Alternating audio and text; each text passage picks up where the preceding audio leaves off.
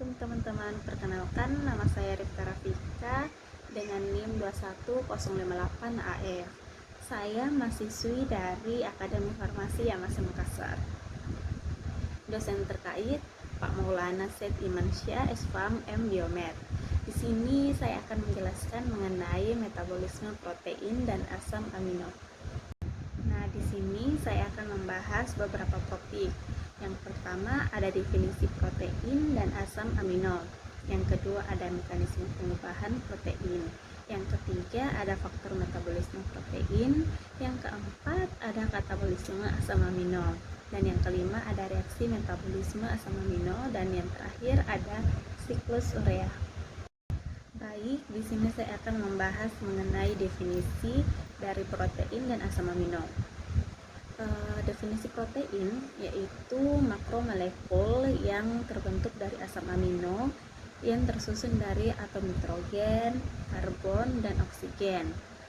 Beberapa jenis amino yang mengandung sulfur seperti metionin, cysteine, dan cystein yang dihubungkan oleh ikatan peptida. Selanjutnya pengertian dari asam amino.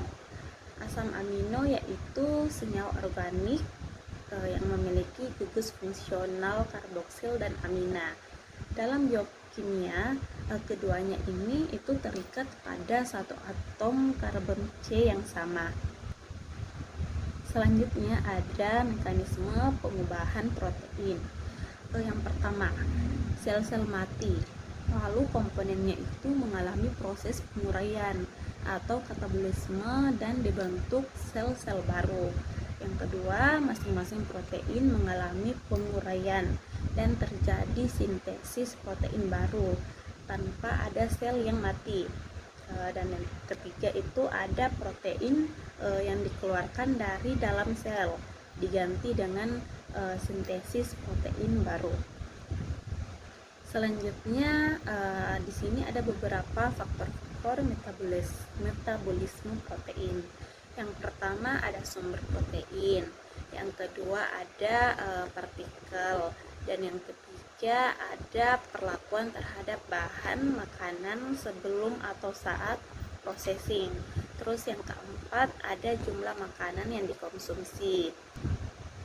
Kelima ada ukuran dan umur organisme hidup. Yang keenam ada suhu, pH, dan lain-lainnya. Dan yang ketujuh di sini ada kelenjar pencernaan. Yang terakhir ada komponen non protein dalam makanan.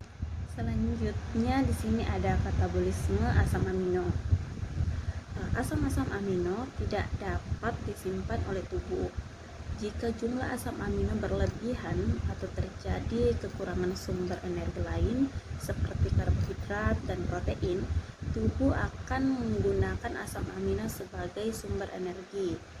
Tidak seperti karbohidrat dan lipid. Asam amino ini memerlukan pelepasan gugus amin. Gugus amin ini itu kemudian dibuang karena bersifat toksik bagi tubuh. Selanjutnya ada reaksi metabolisme asam amino. Di sini ada transaminasi dan diaminasi. Transaminasi yaitu proses katabolisme asam amino yang melibatkan pemindahan gugus amino dari satu asam amino kepada asam amino yang lainnya. Selain itu ada diaminasi. Dalam beberapa sel, misalnya dalam bakteri, asam glutamat dapat mengalami proses deaminasi oksidatif yang menggunakan glutamat dehidrogenase sebagai katalis. Selanjutnya di sini ada beberapa metabolisme dari asam amino. Yang pertama ada glisin. Glisin ini dapat mengalami reaksi diaminasi oksidatif oleh glisin oksidase, yaitu enzim yang terdapat dalam jaringan hati dan ginjal. Dan yang kedua ada alanin. Alanin ini dapat diubah menjadi asam pirufat melalui proses transaminasi. Dan yang ketiga di sini ada valin. Melalui beberapa tahap reaksi, valin dapat diubah menjadi suksinil KOA yang kemudian masuk ke dalam siklus asam sitrat. Dalam metabolisme ini, valin mula-mula diubah menjadi asam ketoisofalarat dengan cara transaminasi. Yang keempat ada isoleusin. Isoleusin juga merupakan asam amino esensial yang disintesis dalam organisme mikro. Biosintesis isoleusin ini dimulai dari asam alfa. Yang kelima ada serin. Metabolisme serin berlangsung melalui reaksi diaminasi dan menghasilkan asam pirufat. Metabolisme ini terjadi dengan menggunakan treonin aldolase selaku katalis. Dan yang keenam itu ada treonin. Treonin mengalami metabolisme yang serupa dengan serin tadi. Asam ketobutirat kemudian diubah menjadi propionil KOA yang selanjutnya diubah menjadi suksinil KOA. Yang ketujuh ada tirosin. Tirosin ini dapat diubah menjadi P-hidroksifenilpirufat dengan cara transaminasi dan dapat dibentuk dari fenilalanin dengan bantuan enzim fenilalanin hidroksilase sebagai katalis. Dan yang kedelapan ada fenilalanin. Biosintesis fenilalanin terjadi pada organisme mikro dan dapat dibentuk dari asam fosfenol pirufat dan eritrosa 4-fosfat. Dan yang kesembilan itu ada triptofan, adalah suatu asam amino esensial dan satu-satunya itu asam amino esensial yang mengandung cincin indol. Yang ke-10 ada cysteine dan cysteine. Ini itu adalah dua senyawa yang saling dapat diubah dari yang satu kepada yang lain dan mengalami metabolisme dalam tubuh. Dan yang ke-11 ada metionin. Metionin ini dapat diubah menjadi cysteine, tetapi cysteine tidak dapat diubah kembali menjadi metionin.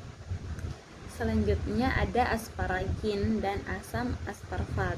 Asparagin dapat diubah menjadi asam asparfat dengan bantuan enzim asparaginase.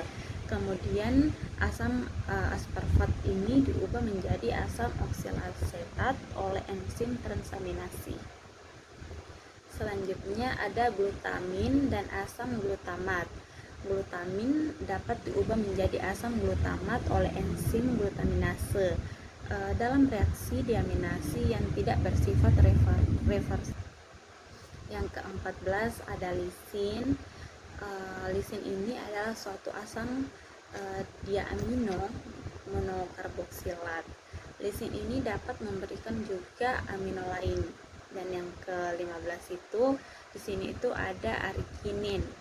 Dalam siklus urea, yaitu siklus reaksi-reaksi yang menghasilkan urea dari CO2 dan NH3, arginin ini merupakan salah satu senyawa pada siklus tersebut.